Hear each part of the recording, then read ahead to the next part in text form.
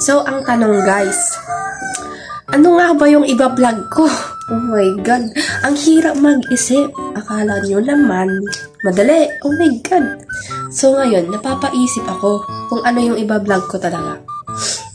So, yung meron ako rito, yung sketch material. Wow! Yan. Set po ito. Niregalo po kasi ng kaibigan ko ito. Noong pagtapos ng graduation na. So, ipapasilip ko sa inyo yung mga materials na nasa loob. And there you go. We have the sketchbook, which is may drawing na to eh. Ayan. Pinarotray ko lang naman po si Jesus. Kasi, he was my savior. Yeah. He was my favorite. And also, he is my guidance. True light in darkness. Then, next one is I can show you this one. Okay. So, this is a graphite pencil, which is, may nakatatak po siya dito na parang unit niya. Na kapag, ibig sabihin, 6B. For example, siya, kapag mga, like, ganito, B, diba? Ito, lightweight lang siya. Lightweight lang yung darkness niya. Kumbaga, kapag trinay mo siya dun sa paper, ganito yung magiging result niya. Wait lang ha, wait. Ganito guys. Look. Wait lang ha. Oh, ganito. For example, ito si 6B. Ito si B. Si B lang to B. So, ibig sabihin, yan. Tignan nyo. Kikita nyo ba? Mas makapal is si 6B kaysa kay B. So, hindi lang po si B yung nandito kasi. Meron ding HB, which is, yun yung mga light na kan lang. Or soft lang na anong tawag nito? Shades. Shades lang. Light shades lang to. Pang light shading. So, yung mga like ganito. Wait, pakita ko na lang nga. Oh my God. Yun na nga guys. Ito. Pakita ko sa inyo. This is the lineup of B. Yung shade ng B. Mean to say, yung mga darks, it's starting from light to dark din. Kasi, si HB, siya yung mga light shading. Si B naman, for example, si B, hindi gaanong dark. Tapos, si 8B, siya yung pinaka-darker. Oo, ganun. Tapos si HB naman, siya naman yung light, soft light. Tapos, si 5H, siya naman yung mas light pa. Gaya nito. Oh, look. Look this one. Kumbaga, normal lang si 5H. Didihan nyo ba? Ano naman? Hindi. Okay. Next one. Ito talaga yung mga ginagamit ko, mga graphite pencil. Ito. Ito yung mas ginagamit ko para sa sketching sa portrait. And this is also a graphite pencil, but it's smoother than the literally use. Yeah. Mas light siya dito. Mas light. Then, also, I have a soft charcoal na pencil. This one. Yan. Yan. Nakikita nyo ba? Yan. Mag-focus ka.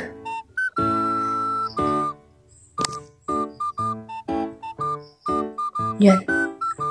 Soft charcoal. Naman gamit niyan. And hindi lang siya soft charcoal. Meron din akong medium tsaka hard. This. Totally, 3 sila, guys. Ayan. 3 sila. 3.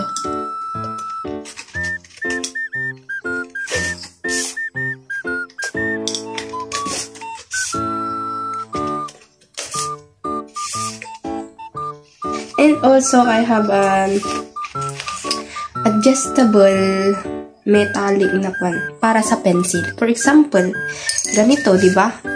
Lumiliit na siya kasi paubos na.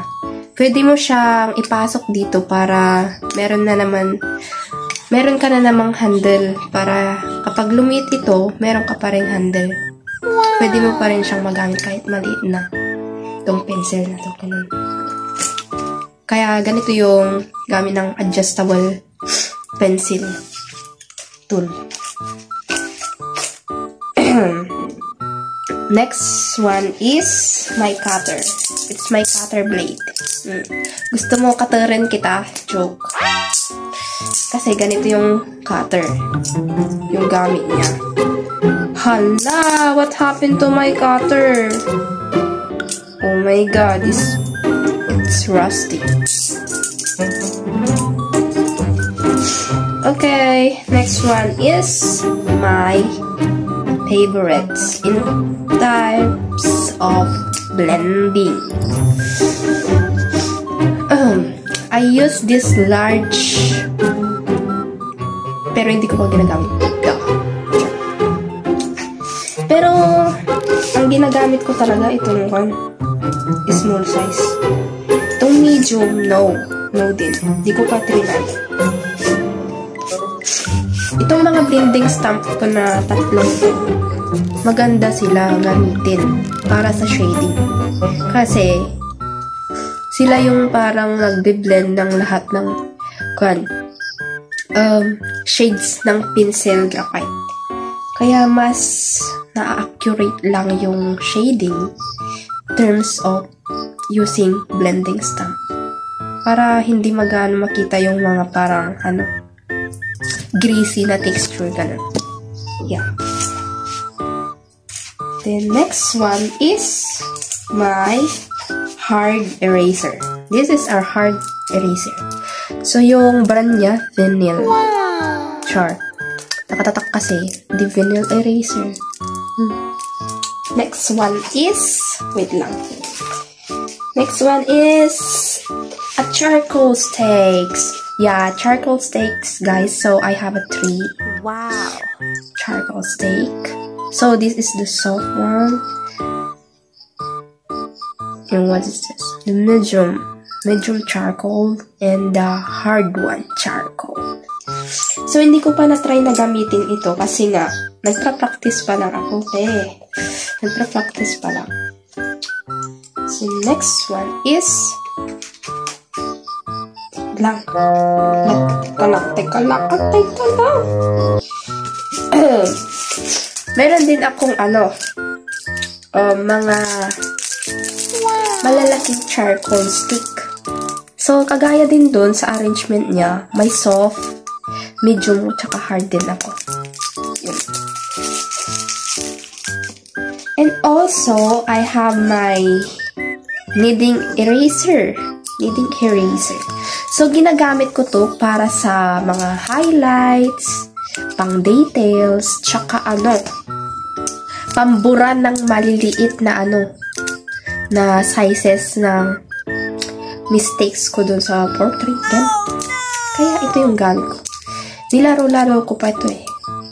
Parang clay lang din. Kaya nga clay eraser. Or kneading eraser.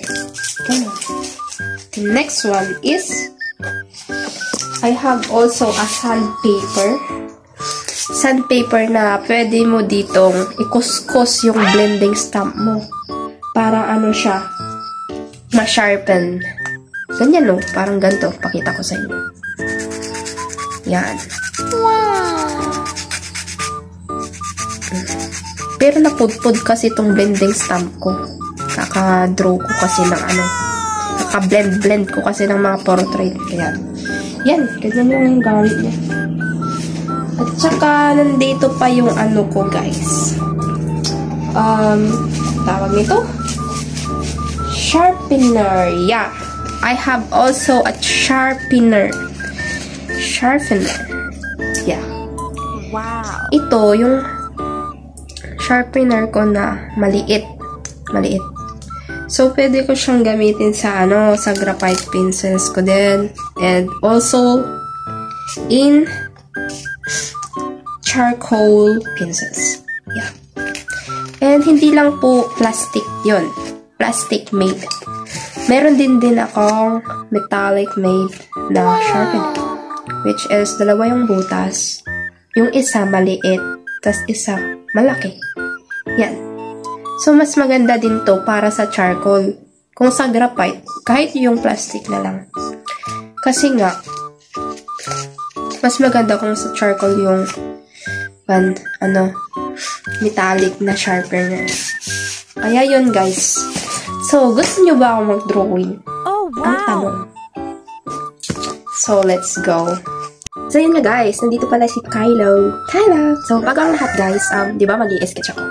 So, yung pinili ko technique sa pagdodrawing noon, yung freehand. Kaso, yung freehand ko noon, hindi siya accurate. Hindi mo makukuha sa portrait. Yung accurate na mukha talaga. Kaya naman, yung ginawa ko noon, yung technique ko, yung grading. Kasi natuto ako dun sa mga pinapanood ko, ganun. Kaya naman, dun, na-realize ko na mas accurate pala kapag may grids. Ganun. Kaya papakita ko sa'yo. Munti ko na palang nakalimutan guys, using this roller, Deli po yung brand niya. And this is sketchbook. And sa paglaline po, gamit ko po itong B unit ng graphite pencil. Yan. Kung makita nyo, yan. B. Yan. So, umpisahan ko na po. Sige, ingat.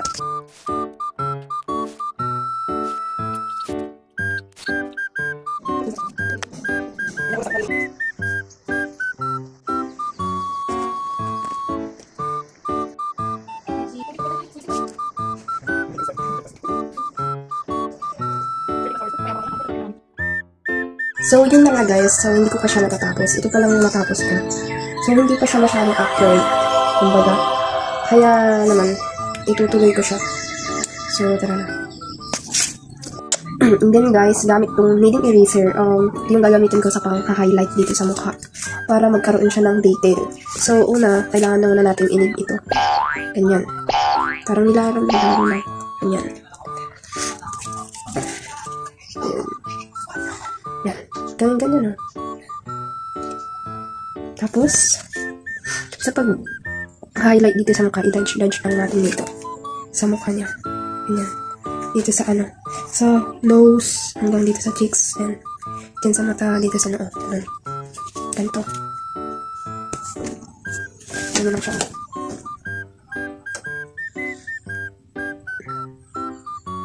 Yan. Pakita ko sa inyo. So guys, sa pag-blend nito, pwede mo siyang i-blend ng ganito. Kasi, yan. Gamit tong kneading eraser. Wow. Ito-touch mo lang siya ganyan.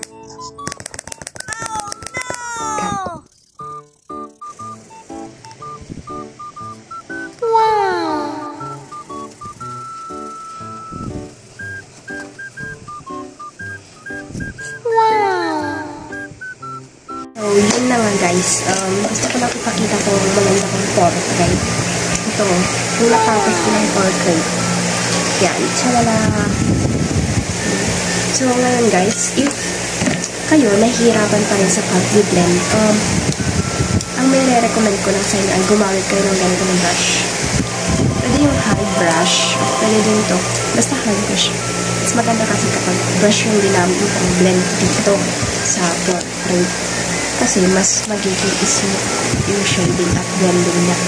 Kaya naman, kapag wala din kayong brush, pwede kayong gumamit ng blending stamp. Pero mas maganda para sa akin ito.